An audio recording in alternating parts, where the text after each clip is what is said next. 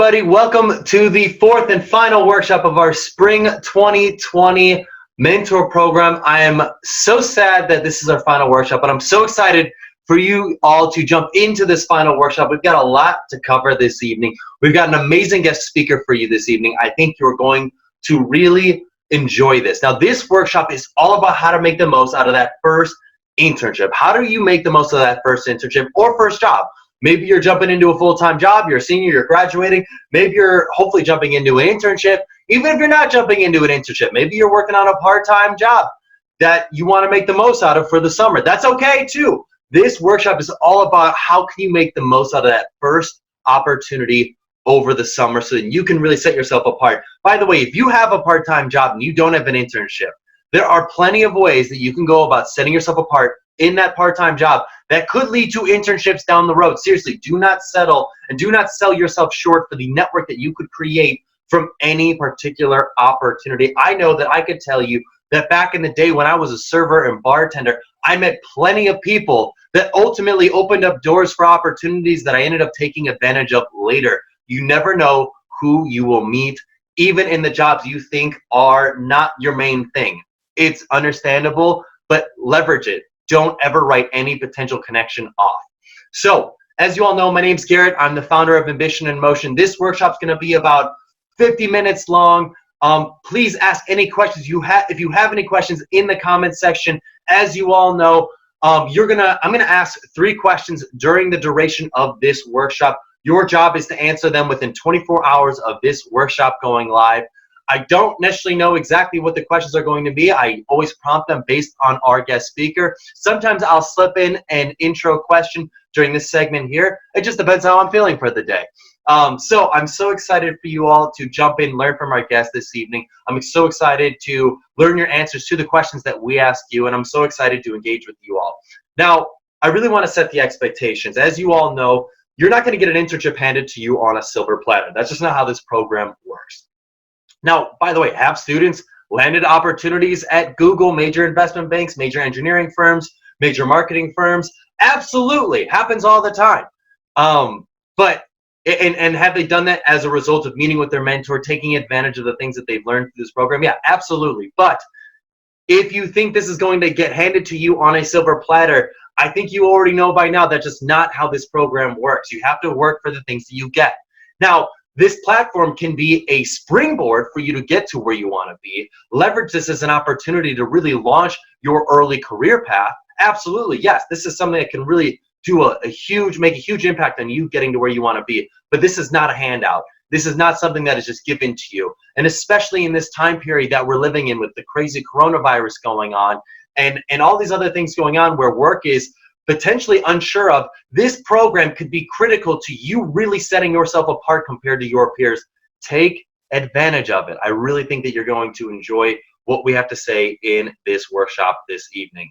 Now, I really want to talk about the intentionality of feelings, because here's the thing. At the end of the day, how you make someone feel in a given moment is going to really impact how they feel about you down the line. So I want you to just take a quick moment on a piece of paper or on your phone.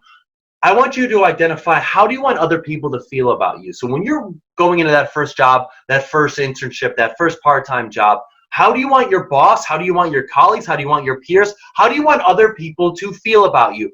Write it in the comment section. Write it down on a piece of paper. I want to know, how do you want other people to feel about you? Because that intentionality is so key. It is so key, because here's the thing. If you don't write this down, if you don't set out an intention for how you want other people to feel about you, they are going to perceive you in any which way that you may feel on that given day. And that could be a good thing, it could be a bad thing. If you're having an off day and you're thinking to yourself like, oh man, like, I'm having a rough day, you can let that spew onto other people. It happens all the time. And people come up with excuses for it. You might say, hey, my dog died earlier today, or I just found out my grandma's got cancer, having a rough day. And don't get me wrong, there's not an excuse for having a rough day. But you've got to be able to realize that as a professional, you've got to put on multiple different hats to get yourself in the zone to make the most out of it. So no matter what's going on with your world, You can't let your personal world affect your business world. And if you do, it's going to potentially negatively impact the way that other people feel about you. But if you set an intention right now about how you want other people to feel about you, you're going to put yourself in a much better situation. If you think to yourself, I want people to think about me as dependable and reliable and someone that's always upbeat, confident, and excited when it comes to work.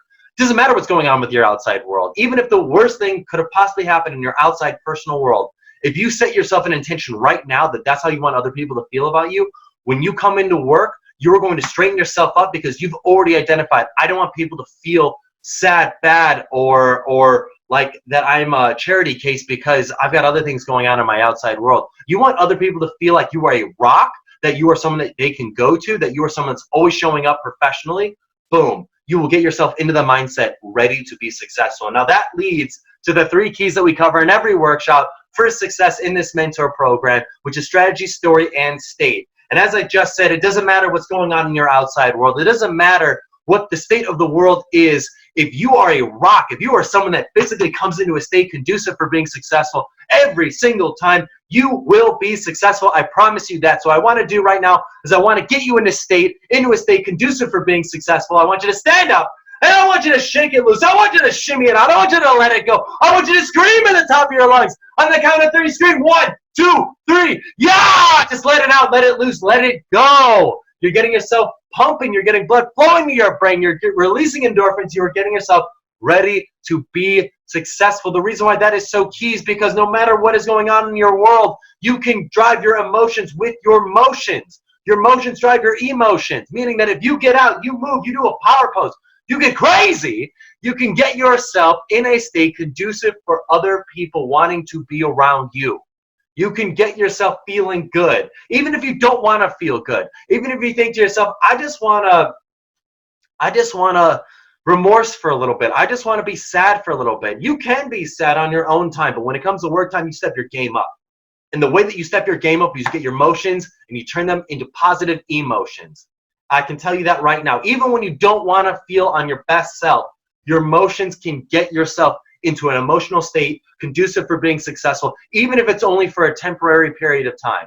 I promise you, your emotions, getting moving, getting running, getting going, getting just shaken out, will get yourself successful. And that will be a huge catalyst for you being successful on the job, standing apart from other people. Because everyone else is going to wonder, like, man, how are you able to stay upbeat, positive, just like a go-to person every single time while other people are taking sick days or just having off days? And you can tell, everyone can tell. It's because you are making an intention to be that way before you come into work every single day. It's critical. Now, the next key is your story. What's the story you tell yourself? Now, that's a big point of the intentionality. What is the story you tell yourself for why you're going to be successful?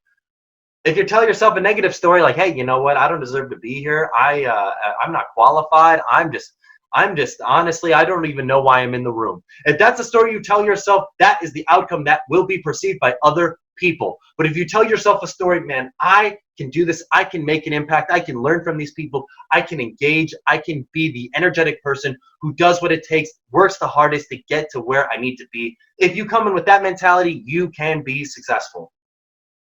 Now, the last key is your strategy. What are you going to do to make sure that you set yourself apart from your peers? Now, there's a few things that we talk about with our guest speaker, but there's a few things that I would love to discuss with you right now.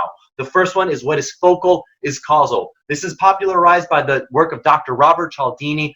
Essentially, what it means is that whatever is seen is perceived, which means that it is all optics. By that, I mean, if your supervisor, if your boss, if your CEO sees you showing up early for work, working hard on projects, taking initiative, they will attribute the success of the entire intern team to you. But if they see you on your phone, on social media, doing something lazy, just doing things that are not, like spreading gossip at the water cooler, not working when you should be working, anything that could be perceived as negative, if they see that, they will perceive that just as likely as they do the hardworking stuff. So it is really critical that whatever people see about you, whoever you want to make sure that you impress, that they see the type of person that you want to portray, and that they do not see the type of person you do not want to portray. You will think to yourself, man, I wonder how does XYZ person get promoted over another person. I can tell you how. It's that they are seen doing good work while the other people are not seen doing good work. Make sure that you're seen doing good work. In fact, what I always find the most interesting about this research of Dr.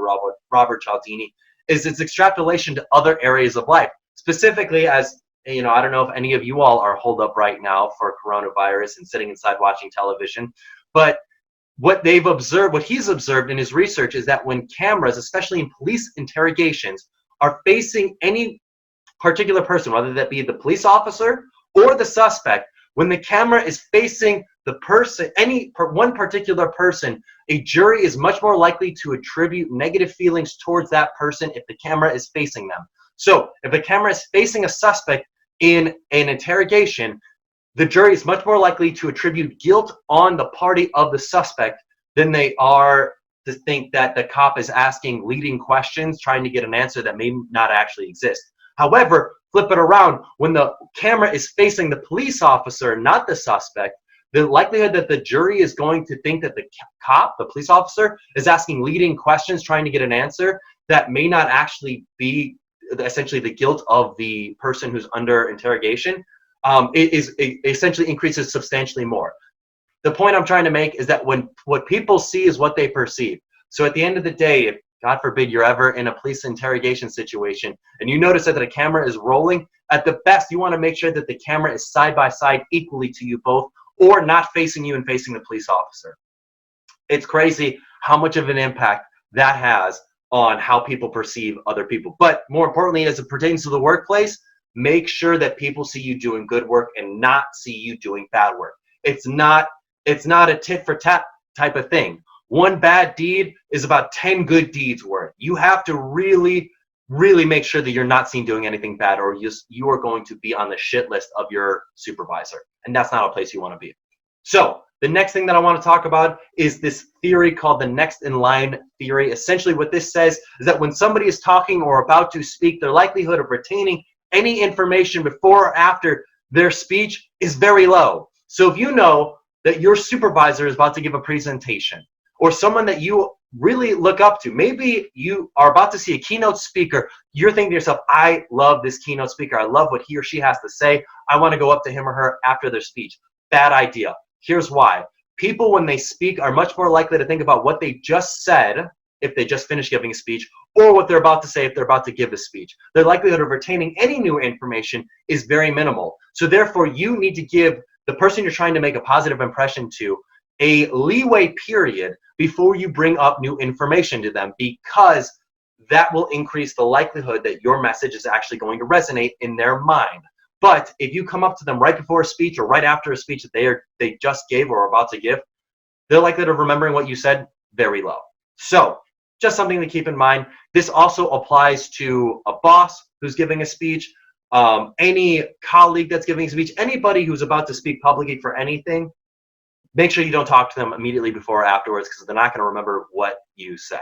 So the last thing that I want to touch on is this concept called matching and mirroring. This is a great key for building rapport in the workplace, especially for someone who's got negative body language. So I think we've touched on this before in the past, but you should not have your arms crossed when you're at the workplace. It conveys that you're closed off and that you're not open to learning new information. But there's a lot of people that have bad body language in the workplace. There's going to be a lot of people that will cross their arms to you. Can you cross back? The answer is yes. And I know this might sound crazy, but people feel a subconscious connection to others that they are similar to. And this can be in your mannerisms and your speed of speech. Not your dialect of speech, but your speed of speech. So if somebody has a very thick Southern accent and you try to emulate that Southern accent, but you don't actually have a Southern accent, they're going to sniff that out immediately. It's going to be perceived as inauthentic. But if someone's talking really quickly and you're saying, I'm going to work on that, boss, I'm going to make sure I get that done, I'm going to work on it right away, they're going to think to themselves like, man, here's a sense of urgency, someone who's really with it. That's awesome. But instead, if you respond by saying, yeah, boss, I will get to it, and I will make sure that I get those assignments complete, they're going to be thinking to themselves, what the heck is wrong with this kid? Like, what, does he not like get it? The sense of urgency? It's crazy how your speed of speech is actually perceived so similar together. So if you notice that someone talks really quickly or really slowly, following their speed of speech, matching and mirroring their speed of speech, can actually help you build rapport with them. The other key is other body language. So like I said, crossing your arms. If someone's playing with their chin, you can play with your chin. Don't try to be overly obvious about it, but you can do it subtly. So if someone's playing with their ear, you can play with your ear. And I know it may sound crazy, but you can try this with a friend who's never heard this before. Go up to them, see if they've got any mannerisms. Maybe they're using their hands like this a lot. Emulate those hand gestures, and then all of a sudden introduce a new gesture. All of a sudden, maybe start playing with your nose.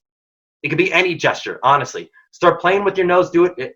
First, emulate their hand gestures for about 5 minutes. Then introduce a new gesture. Watch what happens. They're going to start playing with their nose. They're going to start emulating the new gesture that you have now introduced. It's crazy. It's fascinating how it works, but it builds rapport between other people in the work environment. I think those are some really critical tips for you to know. The last thing that I want to leave you with is the 30 and 90-day rule. The 30-day rule is for an internship. When you first get into an internship, this is, by the way, a Fortune 500 CEO taught me this tip, and that was when you first go into an internship, meet with your supervisor and ask him or her the question, what did the best intern you ever have do to set themselves apart? On the very first day, ask that question. They're going to tell you exactly what they want you to do to set yourself apart. For the next 30 days, go ahead and do it. Don't complain. Don't ask questions. Don't share any professional goals you've got for yourself. Just go ahead, put your head down, work hard. After 30 days, you have built credibility with this person. You can then say, hey, boss, would you be open to having a conversation?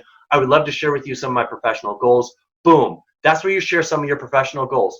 That's where you say, hey, I'm interested in connecting with people in these areas or these types of fields or these types of industries. And because you've earned credibility, they will help you get there. Why? Because you've earned that credibility. But if on day one you ask for that and you've earned no credibility, they're not going to do it. Or if they do, they're going to only do it on a light version. You're not going to get the full force of how they could possibly help connect you. That is something that's really critical. 90-day rule is the exact same thing, but for a full-time job. You get a little bit longer to really build that credibility with your supervisor and your employer. So those are key tips. The last thing I want to just really mention is really starting to help you get into a routine. I know that the best way to learn anything is to actually teach it. So what I want you to do is I want you to find somebody. This could be a friend. It could be a peer. It could be a classmate. It could be anybody. Teach them something that you learned in this program. Teach them anything you learned in this program. We know that students who tell at least, we know that students who tell at least 20 people something that they learned in this program, that their likelihood of landing the job, the internship, getting to a graduate degree increases exponentially. We know that the more people a student tells, the more likely they're able to do that. What we've identified as 20 is that magic number. And this doesn't necessarily have to be you teaching them a full seminar of anything we taught. It could be literally you bringing up casually in conversation, like, hey, I learned about this thing called matching and mirroring. It's really fascinating. Boom, that's it. That's one person. Or multiple people if you're in a group. But what we've learned is that the more people you tell, the more likely you are actually going to retain this information, the more likely you are going to actually apply it into your professional life, and the more likely you are actually to achieve the goals you have set for yourself professionally. It's crazy how it works. It's a network effect. It really does make an impact. So I want to challenge you that after this workshop, you go out, you identify a friend, you teach them something you learned in this program, and its likelihood of sticking increases exponentially. I really want to challenge you to do that. This is our final workshop. I'm really excited for what you are able to accomplish over the summer. I would really encourage you to be in the program next semester. You're going to get a new mentor. We're going to have new speakers. We're going to talk about new content. I think you're going to really enjoy it and really springboard your career into another level. I think you're going to really enjoy that. Thank you all for being here. Have a wonderful rest of this workshop. I look forward to seeing you on the next part.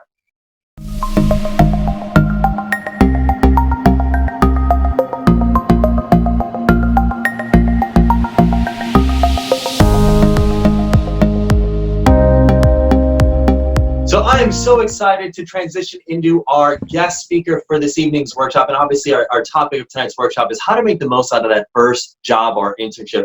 Our guest this evening is Adam Posner. Adam is the founder of NHP Talent Group, a boutique New York-based staffing firm specializing in digital marketing, media, product, and content creation for startups, creative agencies, and brands. He is also the host of the podcast showcasing experts to help you harness your inner tenacity to drive your life and career forward. Adam is a power connector He identifies opportunities and connects the dots. He's personally connected me with opportunities. I'm so grateful to consider him a friend and a mentor. Adam, thanks so much for joining this Ambition and Motion workshop. Garrett, thanks for having me on. Really happy to be here and add value and share my knowledge and experience. That's awesome. So Adam, I know I kind of gave like a brief overview of you, but if you wouldn't mind, would you be okay with just sharing us a little bit more about you and a little bit of your background?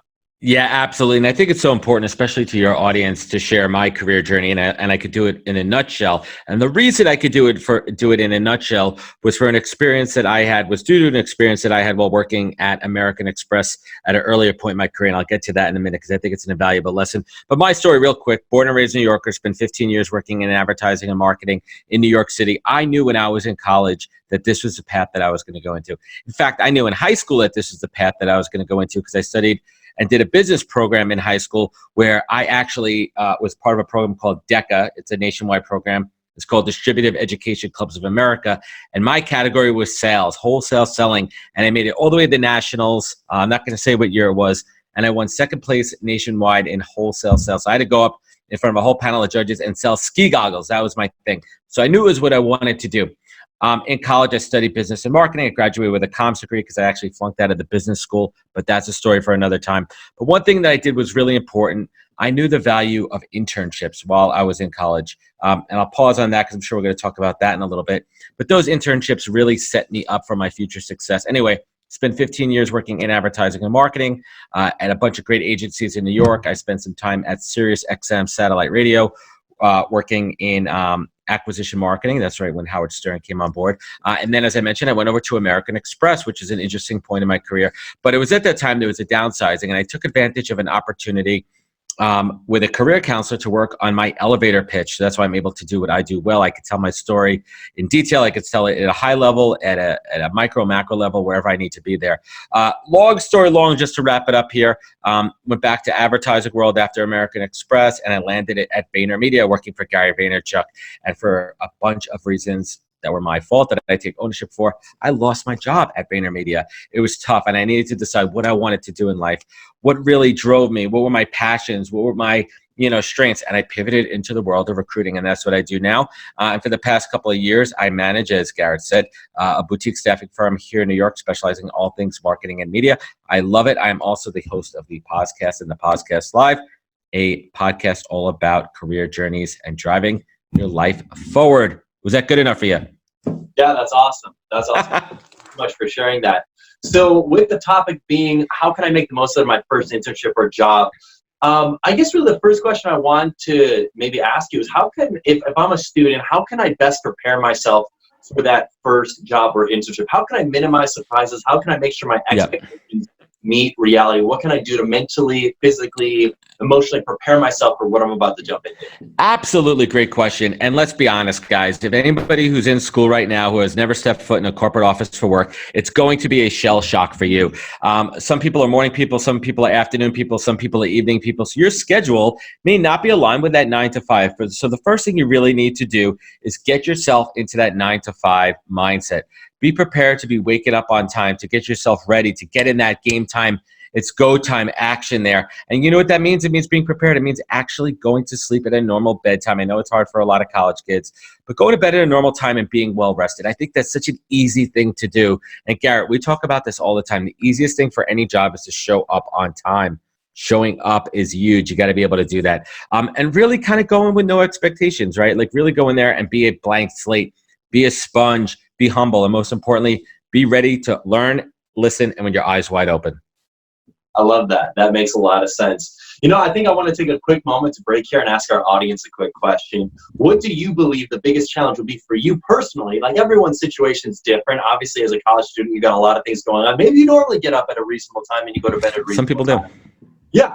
But I'd love to ask the audience right now, if you could post in the comments section, what do you think your biggest challenge will be for transitioning into that first internship or job? I'd love to learn about it. Everybody's situation is unique. I think if we're all able to share about that, it helps us, one, make us realize we're human, but two, it helps build community and helps us identify some steps that we can do to get ourselves on the right path. But with that said, I think when we go into a situation and we hit that shell shock of surprise of like, oh geez, this is what's going on here, it can create stress. How do you manage stress when you're in the job? How can you manage anything that comes out to you in your direction that's stressful? How can you go about managing that and keeping it under control? Yeah, that's a great question. I mean, stress is interesting too, because again, we're going back to a whole new world of stresses. These are situations that you haven't put yourself in. What you should really do is try to relate it to something that you have been through, right? A stressful relationship with friends, a stressful relationship with families. How do you handle that? But you also have to remember you're in a professional environment. So there's certain things that you would say to your family that you may not be wanting to say in the workplace, and really putting yourself in a position for success. Understanding time management, right? Like, they may give you a lot of things, and that's part of the task. That's part of the challenge, is figuring out how to get everything done. Are you the type that can multitask and go from project to project? Or you need to be laser focused on one thing and put your blinders on and just focus, get something done, and go to the next one. So you really have to find what works for you. Yeah, no, that makes a lot of sense. I like that. I think also, especially when it comes to work, there's two different types of stress. There's distress and eustress. And I think when it comes to stress, eustress is the healthy stress. Like if you don't have a fire lit under your ass for some things, absolutely, like different sales, or if you're in marketing, or even if you're in, like for any area that you're in, if you don't have a fire lit under your ass to make improvements, you aren't getting pushed hard enough. You're gonna get bored. Like there's a healthy amount of stress that keeps you moving forward to keep on this upward path of trajectory of where you want to be going. And then there's stress that just really can pull at you and really take you away from your A game. And that's the distress. And I think really what I found to be pretty helpful, one is meditation, but two, being able to kind of like step back and almost do a SWOT analysis of exactly where you are and where you want to be. And really trying to put yourself into priorities. Like if you're realizing like there's something that's stressful at work, but after doing a SWOT analysis and a self-assessment, you realize, you know what, this is a part of life and this is something I have to be better at handling. What are the areas that are potentially also stressing or taking my time away, so then I can maybe drop those that are less important so I can focus on the things that are most important? What do you think about that, Adam? Yeah, absolutely. Prioritization. And I think that's something that, you learn in school, you learn in college, and that's just kind of trial by fire too. But really understanding from that business perspective when you're in the workplace, what is most important. And one thing that it's okay to ask questions. If you don't understand what's important, if you don't understand what the priority is, being inquisitive is such a desired. I spoke about that a little bit earlier today. Being inquisitive is such a desired and important skill set. Asking questions that lead you to the answers is making you a natural problem solver. And once you have those answers to understand what is important, you'll be able to prioritize best. Yeah, that makes a lot of sense. I love that. And I think that's really, it's to transition a little bit now into the actual work itself, because I know one thing that stresses a lot of students out is this idea of networking and meeting other people and meeting people I've never met before. And I know that obviously students in this program, they're probably a little more keen on networking. I mean, shoot, they're getting a mentor, they're participating in this program. I mean, these students are pretty much the top of the top. These are the students that want to take their life and career to the next level. But is it wise to meet other people while on that internship or while on that first job? Not only within my immediate cohort, but outside of that, start building relationships. 1,000,000%. And I can't stress this more. And a quick little anecdote here. On my first day working at Sirius XM Satellite Radio, I had a great manager that I was working for. And before we even did a single thing about the job, she took me around for an hour. And at that time, there was a couple hundred employees. And she literally walked me around 3 floors of a corporate office building in New York City and introduced me to pretty much everybody there that she knew. Everybody. And we're talking about 75% of the people, everyone from the janitor all the way up to the CEO, because she wanted me and them. She wanted them to know who I was, and she wanted me to know who they were, to have that face to the name. And I think that's so important too. And it's relatable too. Like if you send an email to somebody, you know who that person looks like. It's not just, a name out in the universe, right? You know who that person is, and it's critically important because so many of us, I mean, everything that we're doing now is online, anything from LinkedIn to Facebook, whatever you're doing, whatever your networking is. So I tell everybody, if you have an opportunity to meet people in person and connect on that one-to-one human basis, shake their hand, look them in the eye. That's going to build such a deep relationship. Get to know them. Find out about what their job is. I don't want to fast forward too far ahead, but one of the most important things about internships is finding out, what you don't like. That's almost as important to what you do like. And one way to find out that is find out what other people do. Do I like what Garrett does? Do I like what Sue does? Mike over there in finance. I just heard from Mike what he does there. I don't really like all that Excel crap, so I'm going to stay away from that. That's a really good point. Now, I think that I like what you said about determining what I do and don't like, and the fact and the importance of networking. So I guess maybe I've got a couple questions. One, and I guess they're kind of two wide-ranging questions from your answer. One was, what if I don't have a manager that's as great as the manager that you had that introduced me to everybody? How can I do that for myself? So, like, even if I don't need to be relying on somebody else, I can just go ahead and do it and make this happen. Well, it's really about taking the initiative. It really, really is about taking the initiative, but you have to be careful there too. Another quick little story. One of my first externships, right when I graduated, I worked for a little company called Vitamin Water. Maybe you heard of them. That was sold for a lot of money. And I had an internship there. It was a paid internship. And I was very ambitious. At the age of 22, if you can imagine, little Adam at 22, many, many moons ago, I was almost over ambitious. And I would kind of be more concerned with other teams and what other projects were doing than my task at hand, because I really love what I was doing. And that got me in trouble. My manager said to me, she goes, listen, you need to focus on what we hired you here for first, accomplish that, do great at that, and then the rest of everything will open up to you. So I think it's really important to understand that as well. That's a really good point. I mean, I can see that being very relevant. I know. Overly excited. Like, don't you get overly excited? I get overly excited all the time. And I also personally have observed this with interns that I've even hired, and even interns that I've worked with that I've seen, and they're like, I'm really excited about what the company does. They're doing all these cool things. But it's like, if you were hired at the very ground level, early stage, like, you might be having to do that grunt work at first. Like, maybe it's not the sexiest work in the world, but you have to work up to earning that respect. You've got to be humble. Exactly. Yeah. Because it's not all, like, not everybody's doing that sexy work. Someone's got to do it. And if you're hired to do it, that's your job. And so you can eventually work to the really cool stuff, but you have to earn your trust first. Like, you're not going to be hired right off the bat to be doing the crazy cool things that you think are just like amazing.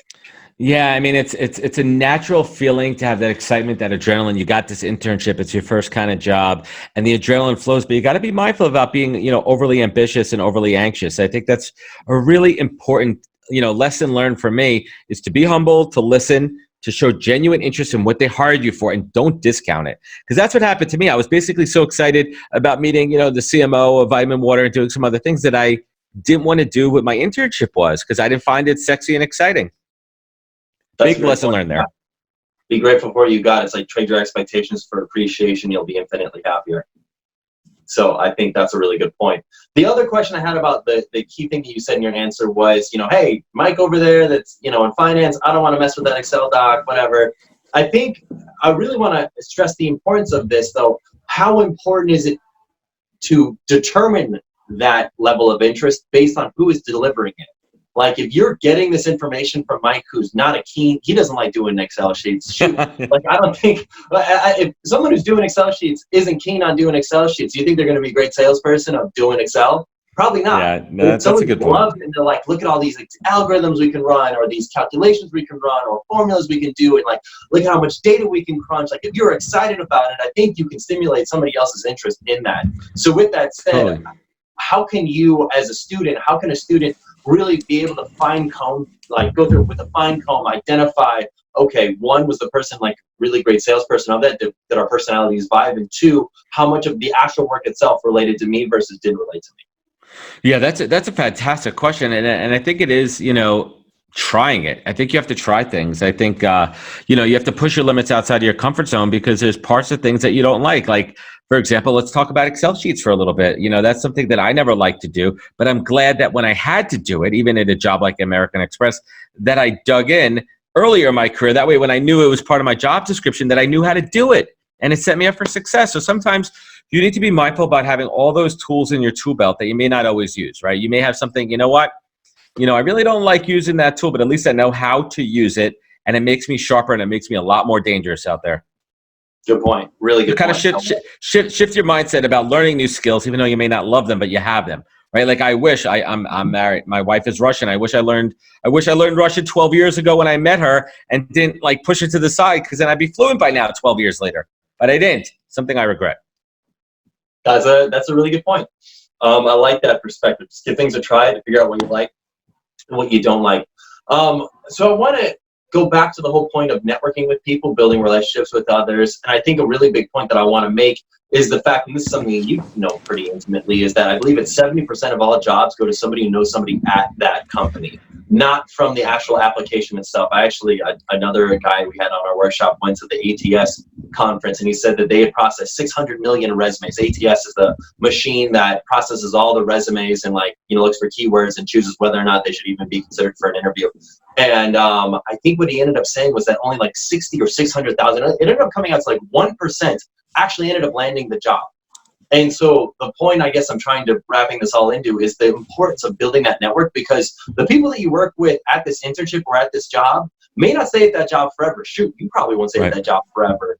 But if you can build a strong rapport with them, that could be super critical for you potentially landing that next job or opportunity way down the line.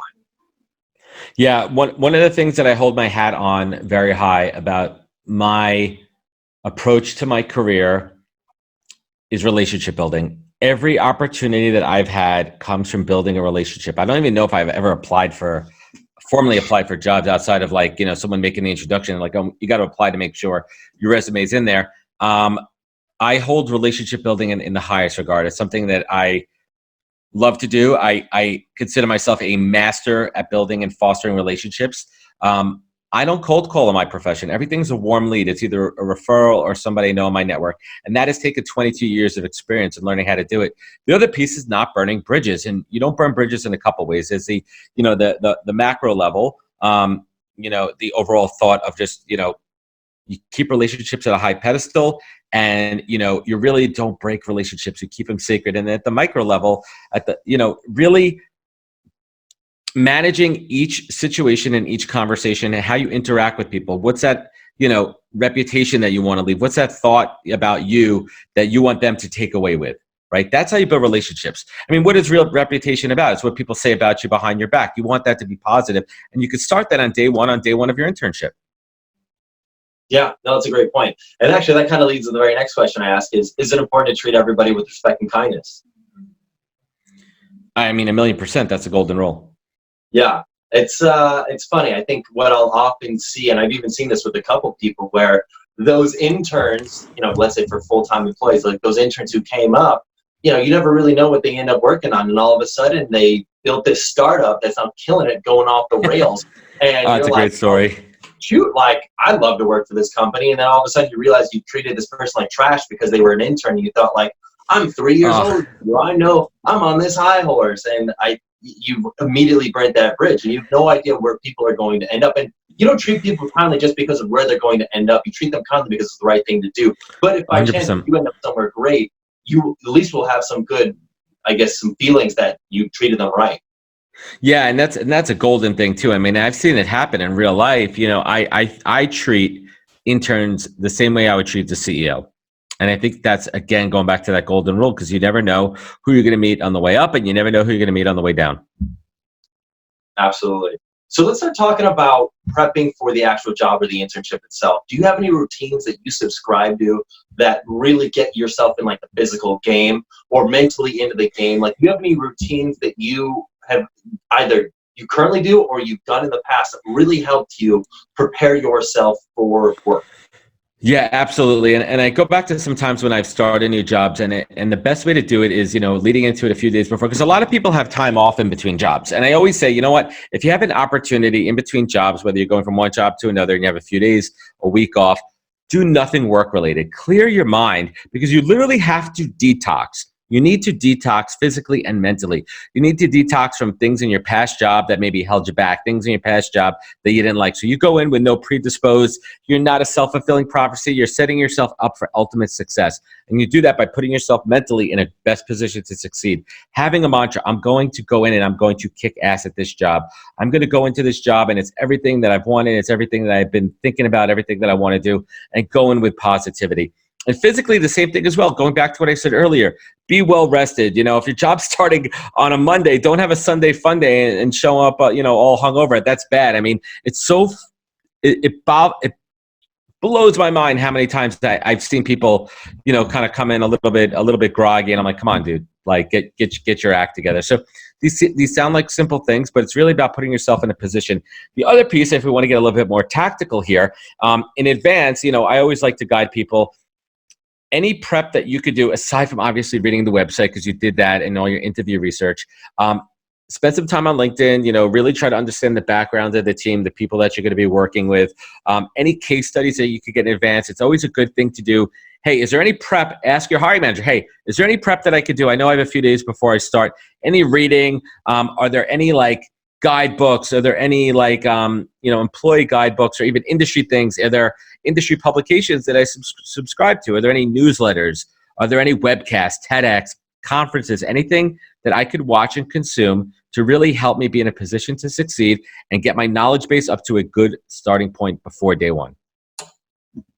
That's a great question to ask and a great thing to do to help you prepare for that. I guess I want to take a quick moment to ask the audience a question, and that is, what is a routine that you would like to start implementing and do something that you can, and it could be something that you do on a regular basis, a daily basis, to help you prepare for work or prepare for the day. Post in the comment section. I'd love to learn about it. I know for me, I think those ideas that you had were great for when you're just getting started. I think there are things you can do on a regular basis too. Maybe I'm a crazy person, but I do a cold shower every morning where it's like, if you're looking at the handle or the knob, it's like on the cold setting. It's got a little bit of warmth, so it's not like freezing. I'm not like getting hypothermia, but I'll do it for 90 seconds, enough so then I'm getting goosebumps all over my body. But what it does is it helps me prepare and just feel like I accomplished something before I even started. That just is a great feeling to me. So if I knew if I did my cold shower for the day, you know what, shoot, I did something. And it's the first thing that I did. I've already accomplished something. And then mentally, I've got that dopamine going through my brain, feeling like I've accomplished something. And it makes me feel good, like I'm helping myself out. And then, I know, Tim Ferriss and Tony Robbins do cold showers, which is why I started doing it in the first place. I think it's good for your immune system and your lymphatic system. But at least for me, it's like a mental toughness thing. It's like I am mentally tough enough to handle that. But do you have any crazy or wild routines that you do, Adam? No. Oh, hey, Adam, I think you might be muted. Sorry, it was no. I mean, the answer was no. I really don't have any crazy routines. It's really, it's kind of like I play that Rocky song in my head, right? The Rocky theme in my head going in on day one, going into any kind of, it's in my head, right? It's a mentality, it's a mindset, right? Like I'm going to go crush this. And I do this even today when I'm going into conferences, when I'm going into networking events, right? You want to be there with your A game, right? You want to be locked in. You want to get out of distractions. And then tactical things, shut off your freaking notifications on your phone, right? You don't want to be seeing Facebook things and pop up. The last thing you ever want to be seen doing at a new job is looking at social media on the first day. I mean, you really have to feel a place out and be laser focused. So put that phone away. I love that. And actually, that kind of skips to a point that I have later on, but I want to bring it up now because it's just the fact that you brought up the phone thing, I think is so great. One thing that I'm a big proponent of is I read Dr. Robert Cialdini's book, Persuasion. I'm a big fan of it. And one of the things that he talks about in that book is this concept that's called what is focal is causal. And by that, I mean, it's all about the optics. What people see is what they perceive.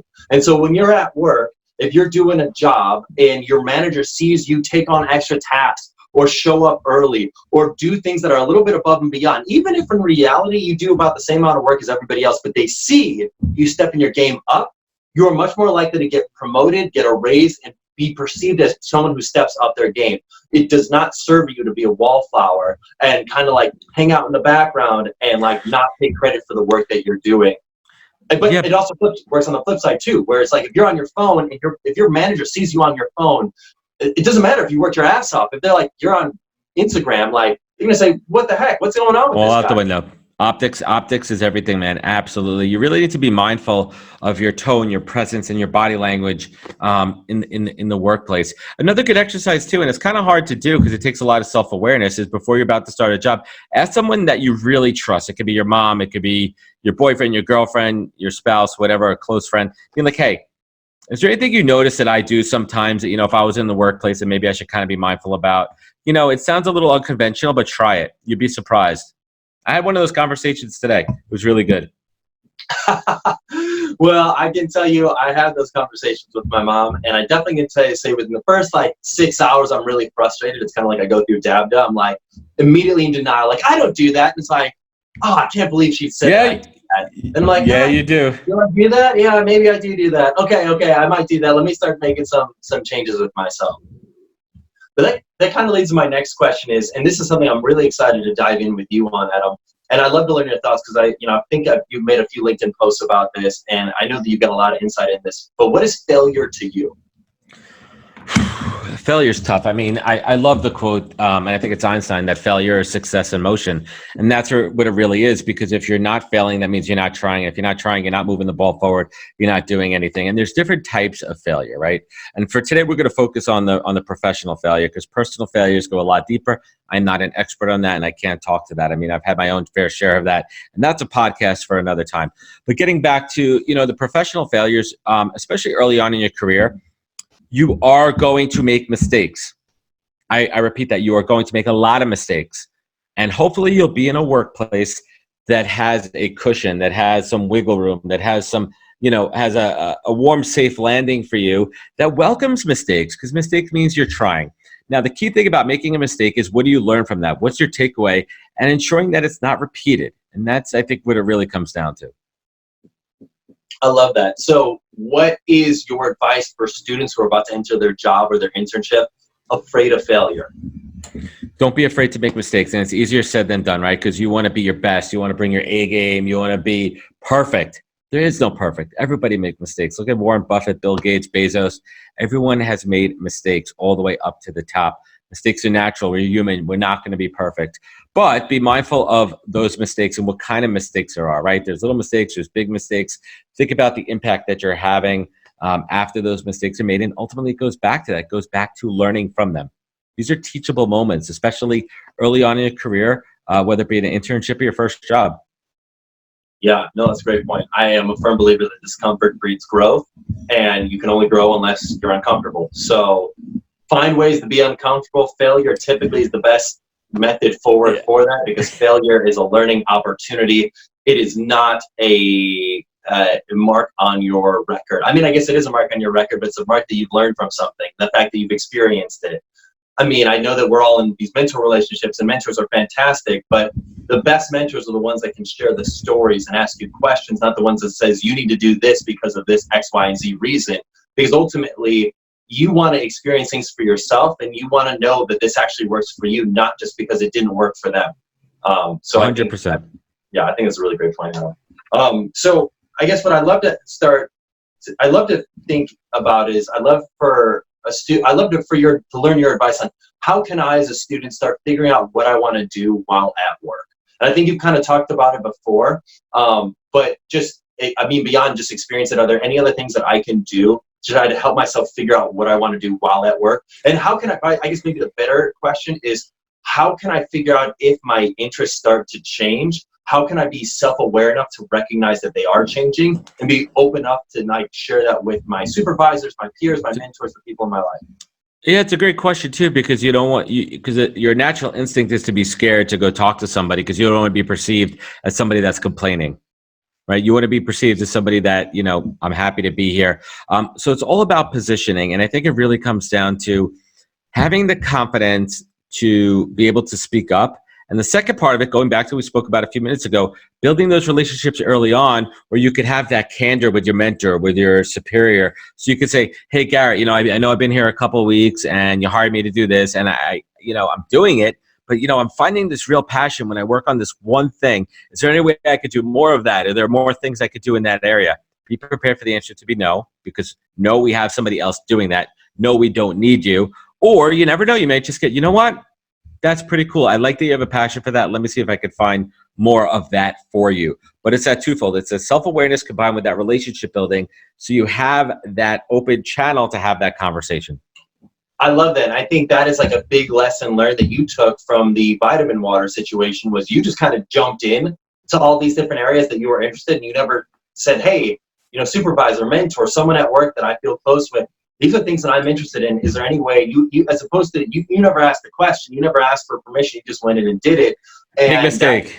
That got you in trouble. But I think that's for any students that are thinking to themselves like, well, what if I am doing a lot of grunt work? How do I communicate that I would love to do this? Ask the question, put it out there. I think it also has to be very clear that the majority of internships, you're going to be doing grunt work.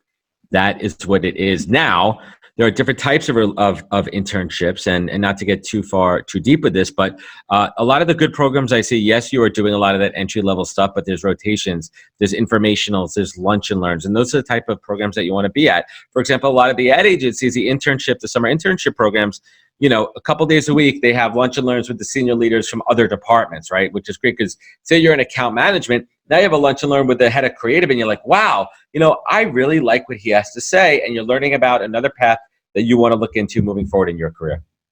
I love that. And that leads right next to my next question is, what motivates you to continually learn?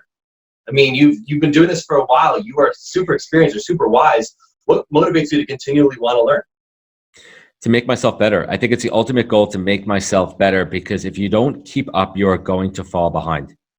If you don't keep up with trends, if you don't keep up with technology, if you don't keep up with current events, if you don't keep up with what's happening in your field so you are at the top of your game, guess what? Someone's coming up right behind you, and that's your competition. They're going to knock you out of the way. So it's really about always having that competitive edge. Let's call it what it is. This is business.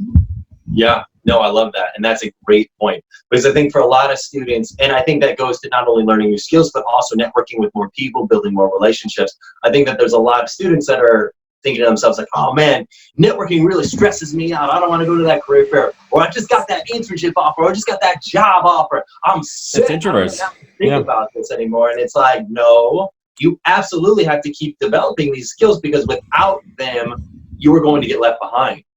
You need to keep your foot on the gas at all times. And, you know, I've learned that throughout my career as well. When I thought I could take my foot off the gas in certain situations, I fell behind real quick. Same thing happened in recruiting. One summer in the middle of recruiting, I decided to take a couple of weeks off of like really pushing the needle down, and that set me back 3 months. Dang, that's crazy. Dang. 2 weeks. 2 weeks of kind of summer chilling. Yeah, not good. Dang. That's a great point. That's a good perspective. So I think that's a tale for any student that might think like, once I'm in, I can get comfortable. It's like there's no such thing as comfort. If you're comfort, you are regressing. So make sure that you've got the foot on the pedal. But let's talk about we talked about relationship building. We've talked about networking, but we haven't really talked about getting into rapport. I think it's not necessarily as much about quantity as it is quality when it comes to these relationships. Could you tell us a little bit about diving into rapport with somebody at work and not just making a superficial relationship? Yeah, it's interesting too, because you have to be mindful of personalities, right? Like there's certain people bring certain parts of their personality to work. Some people leave a lot of it at home too. And it's really about having that ability to read a room, to read other people. And that doesn't come naturally to a lot of people. And also doesn't come naturally, especially early on in your career. So I always tell people to be a little bit more reserved. When in doubt, you have a bad joke, you have something that might be a little bit off color, kind of park that a little bit. Yes, be yourself, so your personality shines, but just kind of be mindful when establishing those relationships. I do believe that you kind of have to also be mindful of people's position and experience. So be humble and be respectful. Listen before you talk. Don't cut people off. I mean, I had a candidate on the phone yesterday who was literally cutting me off at every other word. And you know what I did, Garrett? I cut him off. You know, I told him that this conversation is not going in the direction that we want, because he was literally cutting off every 2 words. And you have to put that example into the workplace too. If you're talking to somebody who's been there for 20 years and you're, yeah, I know. So yeah, I gotcha. Stop it. You know, it's funny you say that. It's a really interesting point. We actually did a lunch and learn recently where we talked. I'm sorry, guys. So you're talking about, I'm giving an example of that. That's funny. That's a really good point. We did a lunch and learn recently, and our topic was finding our blind spots. And it was for our corporate partners, so companies that are using our program to create mentor programs for employees. And one of the things we talked about was how, especially in leadership, a lot of times, because you've gotten to this high level, maybe you're the CFO or the CMO or whatever, you potentially your ability to listen can diminish over time, because you think, I've gotten 30 years experience. Like, what do I have to learn? And that can really diminish yourself in a mentoring relationship. So I think for students hearing this, recognize that's a big factor about learning how to listen, but also the whole point that you made about like recognizing that as people get older, they don't necessarily improve their ability to listen. And you may have to deal with some, what we would call immature listeners. And by that, I mean people who may may have been a good listener at one point in time in their life. They got to this level and they just kind of like shut off and decided, I'm only here to teach, or to like, here's the wisdom I have, and like, I'm not learning anything else. I'm this old dog that's not learning. That's a great point. Yeah, that's a fantastic point. I couldn't agree more. Being an active listener. Totally. No, I love that. So I want to dive into one final question, or a couple final questions here. Yeah, sure. When it comes to my boss, when it comes to my supervisor, and building this rapport, let's say we've started working with each other, we've started building rapport. Can I communicate my professional goals with the supervisor? And if so, how should I go about doing that? Yeah, again, it's about finding the right opportunity to do that, and when is that right opportunity? Because you don't want to misconstrue your goals for complaining, right? You have to be careful how you position it. Like, in the future, I would like to be doing, not like, I really want to be doing a lot less Excel in the future. It's about laying that groundwork of that conversation, putting it into context, really being mindful of how it's being perceived by that end user, and it's the right time and place. I know in internships, there's weekly reviews, there's touch bases, there's statuses. So figuring out and feeling out when that optimal time would be. That's a great point. I'm a big fan of the 30-day, 90-day rule. 30-day for internships, 90-day for a job. And that rule is, and this is something that I learned from the CEO of a Fortune 500 company. And he said, like, the best way that I got to where I'm at today was I went to my supervisor on day one and I said, what can I do? What did the best intern you ever have do to set themselves apart? Because ultimately, in the first 2 weeks of being on a job or on an internship, you're going to be gung-ho. You're going to take on every project. You're going to be stepping up. Why? Because of course. you want the early fuzzies, and you want to be really great, and you want to really be impressive. But eventually, you are going to settle into how everybody else is working. And if that is the case, you're going to start getting lazy. And if that's the case, you're going to be right in the middle of the pack. But if you hold yourself accountable to being better, and not holding yourself to the standards of what everyone else is at, but to the standards that you want to be like way above and up beyond than when everybody else is at, you will get the opportunities, especially if your supervisor sees that. So the 30-day rule is, for an internship, you work your ass off for 30 days, build rapport, build that credibility, and then you say, hey, I'd love to learn, one area that I'm really interested in learning more about is this. But before you even say that, is you ask for permission. Would you be all right if I could share my professional goals with you? That is a great point too, asking for permission. There's certain times in life when I'd rather beg for forgiveness than ask for permission, but in this specific case, knowing your role of where you stand in an organization and in your career and just being respectful of that. And it also sets people up, and it's managing their expectation. What's next that's going to come out of Garrett's mouth? You're not blindsiding people. You're not sandbagging people. You're not, taking someone off guard. The last thing that somebody wants is to be taken off guard by something that they're not prepared to respond to in an inappropriate time. Totally, yeah. And then that's exactly it. I think that permission, it helps sets the stage. And in sales, there's this thing we use where we talk about called an upfront contract. It's something I've learned in like Sandler sales training. But it applies for any conversation. If you want to sway someone to your way of thinking, you have to set the tone for what you want to talk about. If you're like, hey, could we set up coffee? And then they say, yeah, and then you got coffee, and then you're kind of like chit-chatting on superficial stuff, and then all of a sudden you're saying, hey, I would love to do this, drop the hammer on them, and they're like, whoa, that came out of nowhere. Whoa, I thought we were just getting coffee, bro.